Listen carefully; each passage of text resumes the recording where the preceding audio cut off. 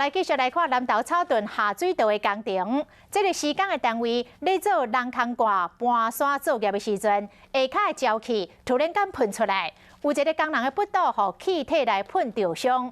消防队到场用水雾来降低气体浓度，而且启动抽风的设备，化解一场的危机。这个下水道的工程，伫个5天内就发生3件工程的意外，这在地人对这施工的品质真担心。烟冒起来了。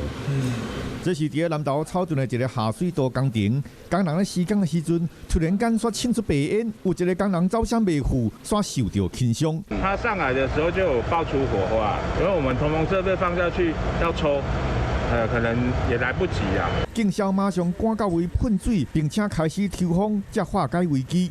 经过检验，这是地下道上久无通风所累积的亚素，沼气浓度还是非常的高。那我们还是使用那个水雾涉水的方式，来降低那个瓦斯的浓度。南投草屯今晚要全面进行下水道的工程，包括亚速管、南线拢要地下化。但是施工并无顺利，先是影响到民众的水道水，煞来阁有车厢顶倒来去降着车，工程车抽档也无救，阁倒退路，即马阁发生这种的事件。没有控管好。很大惨哈，有点。施工的品质真的是差到不行。虽然下水道工程是必要的建设，但是5天内发生3件意外，这种的施工品质嘛，互附近的居民真烦恼。